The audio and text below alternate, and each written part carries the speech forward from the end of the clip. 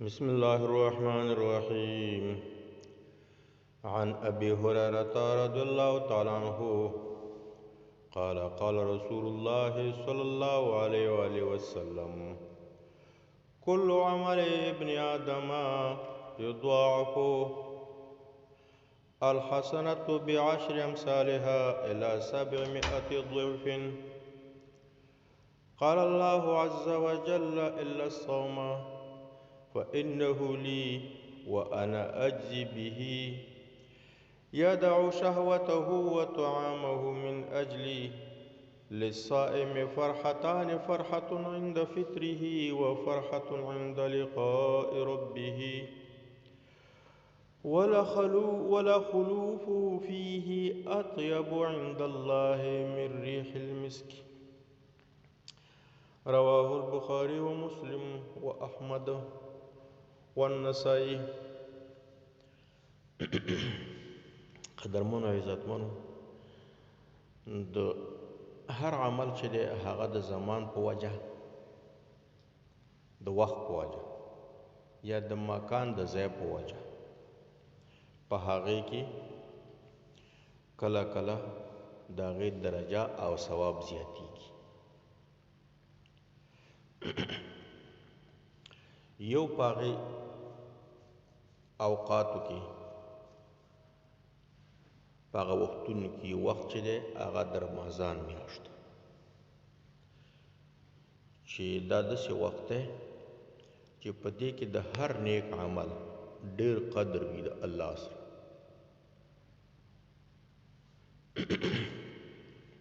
نو د روژې کې ښه عمل، نیک عمل، هغه د الله تعالی سره ډېر قدر وي.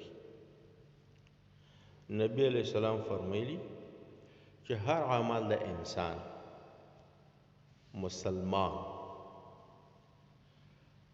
دا مقررولی شي، یعنی زیات اجر ورکولی شي، د عمل نه زیات اجر ورکولی شي.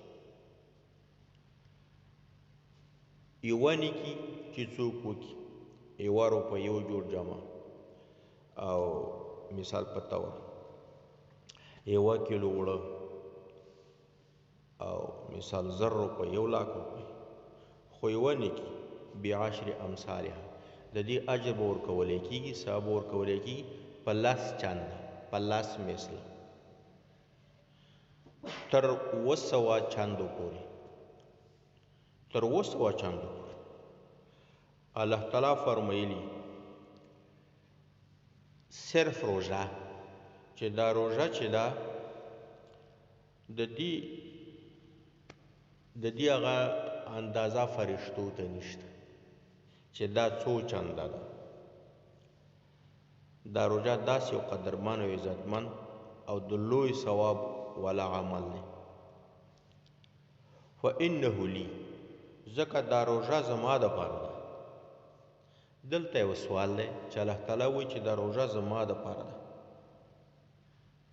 نو سوال دا دی چې دا لمونځ هم د الله دپاره دی، حج، زکات، ذکر، تلاوت دا هم د الله دپاره دی. نو دغه روژه یې څنګه خاصه کړه چې زما دپاره ده؟ د هغې دلیل دا دی چې د نورو عبادتونو څه ظاهره نښه معلومیږي په انسان کې، خو د روژې ظاهره نښه نه معلومیږي. نو دا ډیره پټه او مخفي ده، هغه عبادت دی، نو ځکه د الله دپاره دی. یا دا دی چې د روژه به په قیامت کې چې د په چا باندې ظلم کړی وي، نو نور عملونه به، نیک عملونه به هغه مظلوم ته ورکولی کېږي، خو دا روژه به نه ورکولی کېږي. نو ځکه درېیمه وجه دا ده چې د الله تعالی په صفتونو کې یو صفت دا ده چې خوراک و څښاک نه کوي.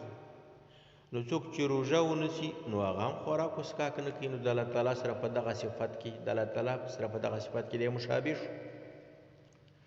نو چې دا روژه د الله شو، نو الله تعالی فرمایي چې وانا اجزي به، زه به جزا ورکوم.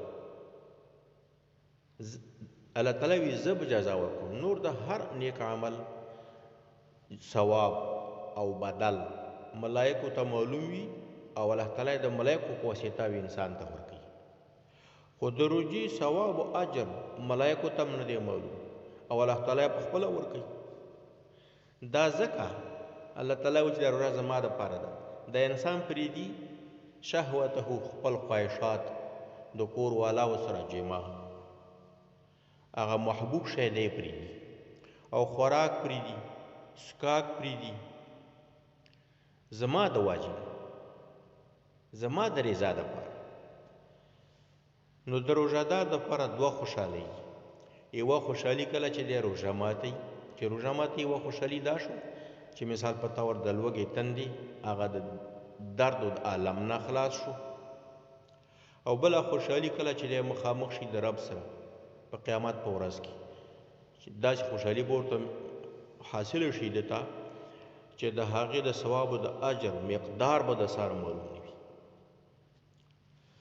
د روژهدار دپاره دوه خوشحالۍ دي دا خو ذکر شو دریم ولا خلوف فیه خامخا هغه بدبویي د خولې د ده روژه چې سړی ونیسي کله چې سړی وږی شي نو د معدې نه بدبویي راخیږي نو هغه بدبویي د خولې د ده دا ډېره خوشبویه ده د الله سره ډېر قدرمنه دا خوشبویه ده د الله سره د بوی د مشکو نه السلام